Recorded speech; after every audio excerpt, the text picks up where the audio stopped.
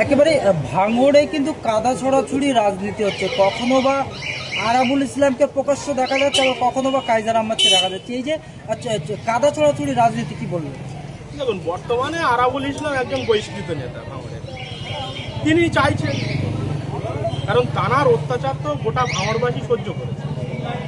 তিনি যে সময়টা রাজনীতি করেছে, তিনি 2006-এ একবার মাত্র এমএলএ হয়েছে। তাহলে সেখানে আলটিমেটলি কি ঘটল? তানাকে যে ভাঙড়ের মানুষ এমএলএটা করেছিল, তিনি এমএলএ হওয়ার পরে যে তেমন কিছু ভাঙড়ের জন্য করেছে সেটা নয়, উল্টে তিনি এত পরিমাণে দুর্নীতি করেছে প্রত্যেকটা ক্ষেত্রে। আজকের যে ভাঙড়ে বিগত দিনে যত রাস্তা হয়েছে, যে সময় আরাবুল ইসলাম দায়িত্ব, সেখানে তিনি কী করেছেন? প্রত্যেকটা রাস্তা থেকে তিনি কমিশনই দিতেছেন পার্সেন্টেজ অনুযায়ী। যে কোনো কন্ট্রাক্টর যদি কাজ নেয়, সেখানে কিন্তু 20%, 25% পর্যন্ত টাকা দিয়েছে। এবং প্রার্থী দেওয়ার ক্ষেত্রেও টিকিট বিক্রি করেছে। 13টা গ্রাম পঞ্চায়েত আছে, মানে 13টা প্রধান, 13টা প্রধানকে প্রদান করার জন্য কারো থেকে 35 লক্ষ টাকা, কারো থেকে 40 লক্ষ টাকা দিয়েছে। সুতরাং এই যে কাদা ছড়াছড়ি রাজনীতিটা চলছে, এই আরাবুলের মতো দুষ্কৃতিমূলক যারা দলের হারমাত ছিল এক সময়, তারা ফের চাইছে যে দলটা করার জন্য। কিন্তু আমাদের সাধারণ মানুষ এই আরাবুল কাইজারদের মতো মানুষকে কখনো মেনে নেয় না। গতকালকে আরাবুল ইসলাম একটি বিস্ফোরক মন্তব্য করেছেন যে ভাঙড়ে পঞ্চায়েত নির্বাচনে উভয় দলের বেশ কয়েক কর্মী খুন হয়েছিল। সেখানে আরাবুল ইসলাম যেটা দাবি করছে যে ওই কেসে যদি আরাবুল জেল কাটতে পারে, তাহলে শওকত কেন বাইরে ঘুরবে? এই প্রসঙ্গে আপনি কি সহমত? সেটা আমার থেকে আরাবুল ইসলাম আরো ভালো জানবে, কারণ এই আরাবুল ইসলাম, শওকত মোল্লা একসময় প্রকাশ্যে মঞ্চে যে আমরা দুজন ভাই ভাই, তাহলে তানাদের ভিতরে নিশ্চয়ই দুজনেই তো তোলাবাজ। আরাবুল ইসলামও তোলাবাজ, শওকত মোল্লাও তোলাবাজ। তাহলে দুজনের ভিতরে ভাগ বাটোয়ারা নিয়ে হয়তো ঝামেলা হয়েছে। আজকের আরাবুল ইসলাম বহিষ্কৃত নেতা, সেখানে শওকত মোল্লা হচ্ছে তোলাবাজ নেতা। তাহলে এদের সম্বন্ধে নূতন করে কিছু বলার নেই, কারণ এরা তোলাবাজ গোটা ভাঙড়বাসী জেনে গেছে। আগামী দিনে এদের কোনো অস্তিত্ব ভাঙড়ে নেই। ক্যানিং থেকে আসা হারমাত, তাকে ক্যানিংই ফিরে যেতে হবে। আর বর্তমানে তিনি ভাঙড়ের কোনো দায়িত্বে নেই। তিনি যে অবজারভার বলে চালাচ্ছে, তিনি কিন্তু ভাঙড়ের বিধানসভায় কোনো দায়িত্বে নেই। আমি তো কালকে একটা আমার পার্সোনাল পেজ থেকে একটা ভিডিও ছেড়েছিলাম যে ক্যানিং থেকে আসা হারমাদের কেমন ক্ষমতা আছে উনি একটাবার বলার। পশ্চিমবঙ্গবাসীর মানবিক মুখ্যমন্ত্রী মাননীয় মমতা ব্যানার্জি মহাশয়া বা অধিনায়ক অভিষেক বন্দ্যোপাধ্যায়, তিনি একটাবার বলে দিন যে ভাঙড়ের অবজারভার আজও শওকত মোল্লা আছে, আমরা মেনে নেব। কিন্তু উনি বর্তমানে কোনো অবজারভার বলে উনি নেই। আর ফের বলছি, গোটা পশ্চিমবাংলায় 294টা বিধানসভা আছে, তাই কোনো বিধানসভায় কিন্তু অবজারভার নেই। এবং বেশ কিছুদিন আগে আপনারা দেখেছেন অধিনায়ক অভিষেক বন্দ্যোপাধ্যায় তিনি বলেছেন যে দলে অবজারভার বলে কোনো মডেল তৃণমূল কংগ্রেসের নেই। আরাবুল ইসলাম আরও বিস্ফোরক অভিযোগ করছেন যে ভাঙড়ের যে খুন খারাপিগুলো হয়েছে তার 2 নম্বর আসামি আমি, 2 নম্বর আসামি হিসেবে আমি জেল খেটে এলাম, কিন্তু শওকত মোল্লা 1 নম্বর আসামি, তাকে পুলিশ প্রশাসন ব্যারিকেড করে সাহায্য করছে। সেটা যদি উনি বলে থাকে, কারণ সেই কেসের যদি আসামি তিনি হয়ে থাকে, তাহলে পঞ্চায়েত ভোটটা তো শওকত মোল্লা আরাবুল ইসলাম দুজন মিলে করিয়েছে। তাহলে তারা দুজনেই জানবে যে খুন আরাবুল ইসলাম করিয়েছে না শওকত মোল্লা করিয়েছে। সুতরাং আমার তো মনে হয় যে আরাবুল ইসলাম যেমন জেল কেটেছে, এই কেসে শওকত মোল্লাকে যাতে পুলিশ কেস ভেরিফিকেশন করে অ্যারেস্ট করে, তার জন্য আমি আবেদন করছি। আপনার বক্তব্য থেকে পরিষ্কার হচ্ছে যে আপনি আরাবুল ইসলাম কাইজার আহমেদকেও চান না, আর সেই সঙ্গে সঙ্গে ক্যানিং পূর্ব বিধায়ক মাননীয় শওকত মোল্লাকেও আপনি চান না যে ভাঙড়ে তিনি মাথা গোলাক। এটা তো আমি চাই না, এবং সাথে সাথে গোটা ভাঙড়বাসীও এটা চায় না। কারণ ভাঙড়ে এই আরাবুল ইসলাম যখন রাজত্ব করেছিল তখনও খুন মার্ডার হয়েছিল, এবং ক্যানিং পূর্বে থেকে হারমাত শওকত মোল্লা আসার পরে ভাঙড়ে কিন্তু খুন মার্ডার একের পর এক লেগেই আছে। সুতরাং ভাঙড়ের মানুষ এদেরকে চায় না, এদের সাথে সাথে আরও 7-8 জন নেতা তাদেরকেও চায় না। নাম ধরে বললাম না, ভাঙড়ে 10 জন তৃণমূল নেতা, এদের বিরুদ্ধে আমি সমস্ত জায়গায় রিপোর্ট করছি যে এরা এত তোলা তুলেছে যে আজকের দলের বদনাম হচ্ছে। ভাঙড় তৃণমূল কংগ্রেস লক্ষাধিক ভোটে জয়লাভ করবে, কিন্তু ভাঙড়ের নেতৃত্ব যাতে চেঞ্জ হয়, যাতে সঠিক নেতৃত্ব, যোগ্য নেতৃত্ব, যারা প্রকৃত নূতন ফেস, যারা দলকে ভালোবেসে বিগত দিন ধরে দল করছে বা দলের নূতন করে যোগদান করেছে, তাদের হাত দিয়ে আগামী দিনে ভাঙড় তৃণমূল কংগ্রেস লক্ষাধিক ভোটে জয়লাভ করবে।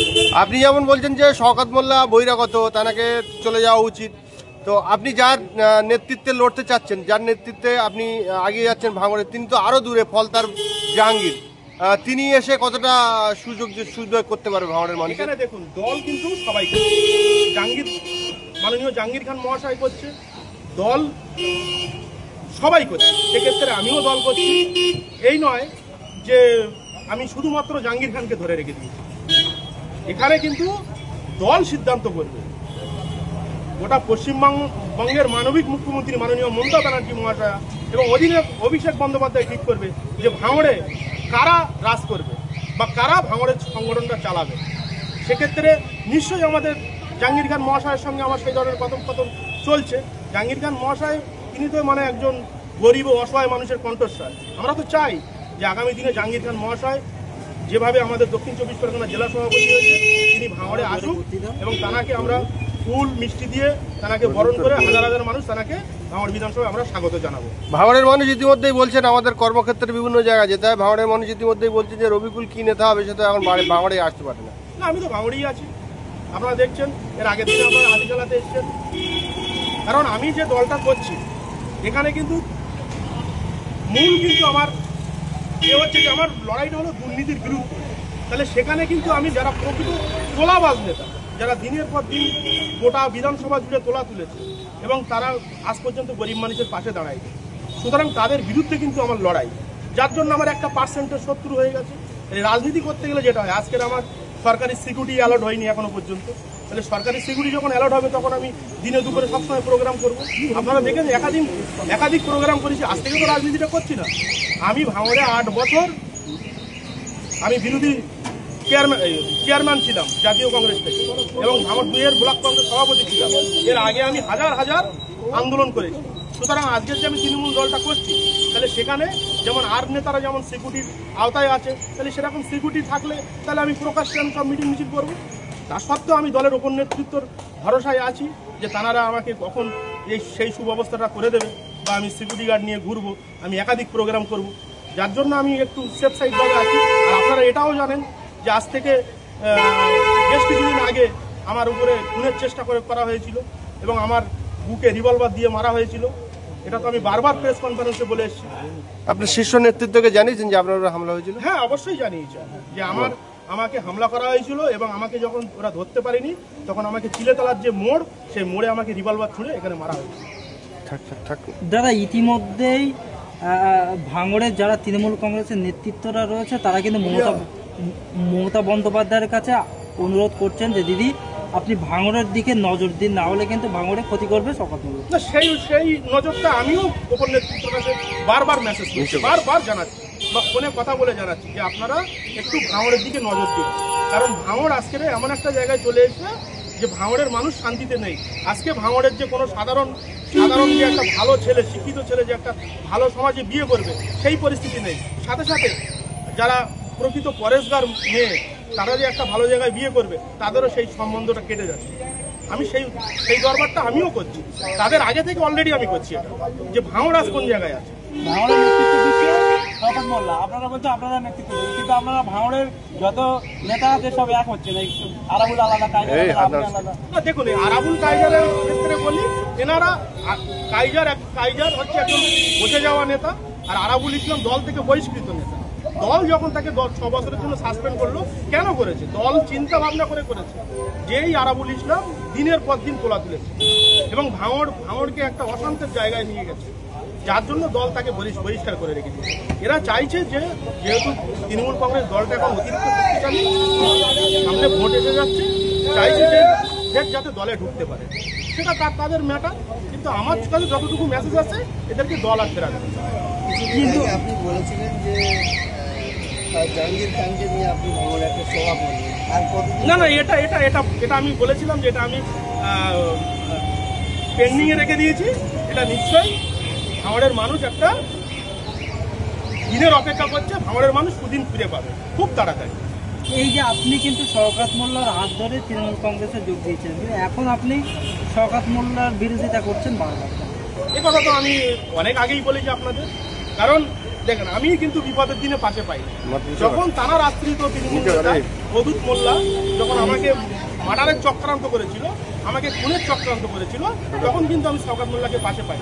উল্টে সেই যে তৃণমূল আশ্রিত অদূত মোল্লা আমাকে মারার চেষ্টা করলো, পরের দিন থেকে সেই শওকত মোল্লা তাকে নিয়ে আজও ঘুরে বেড়ায়। সুতরাং শওকত মোল্লাকে বিরোধিতা আমি করবো।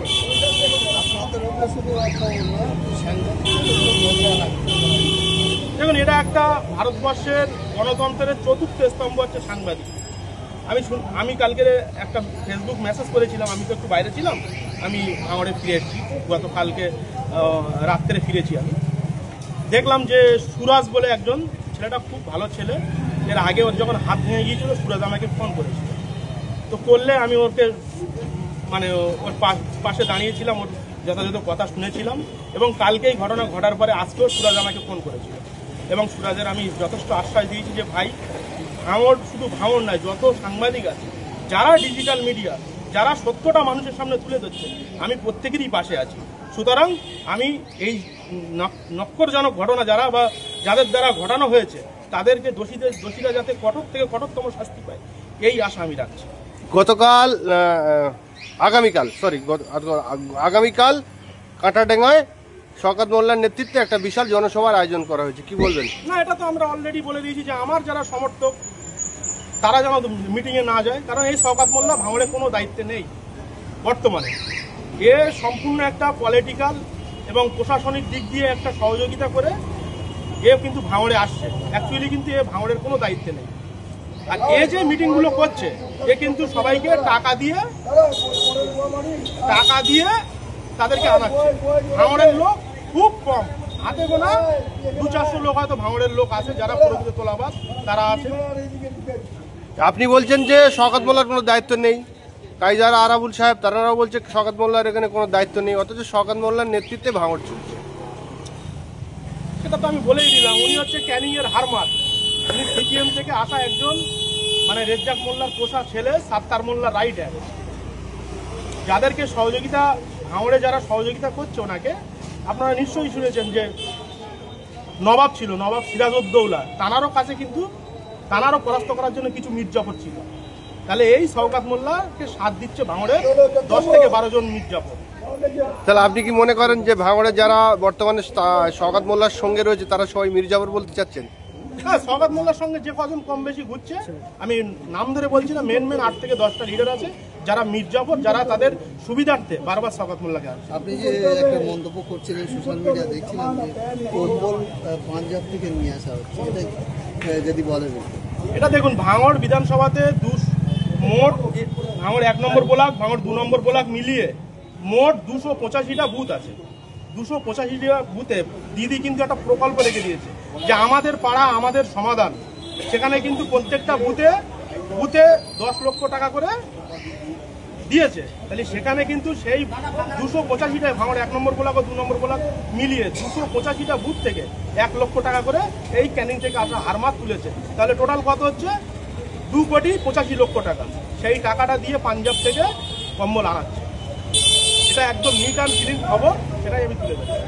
এটা কি আপনার দলে জানাবেন না যে এরকম একটা? না, আমি মেসেজ দিয়ে দিই চলবে যে কম্বল শীতে যে কম্বলটা বিতরণ করবে। এর আগেও যে দুর্গাপুজো কালী পুজোর নাম করে অনেক কোম্পানির থেকে, আমি কালকেও একটা বিবৃতি দিয়েছিলাম যে একটা কোম্পানির থেকে 22 কোটি টাকা নিয়েছে, তাকে টিকিট দেবে বলে সেই মানুষটা আজকে বারবার হার্ট অ্যাটাক করছে। স্বপ্নভূমি যে কোম্পানি, আমি সেই কোম্পানির নাম বললাম না, মালিকের নাম, তিনি বারবার হার্ট অ্যাটাক করছে। এই মেসেজও আমার কাছে আছে, সেটাও আমি তুলে দিয়েছি। ধন্যবাদ।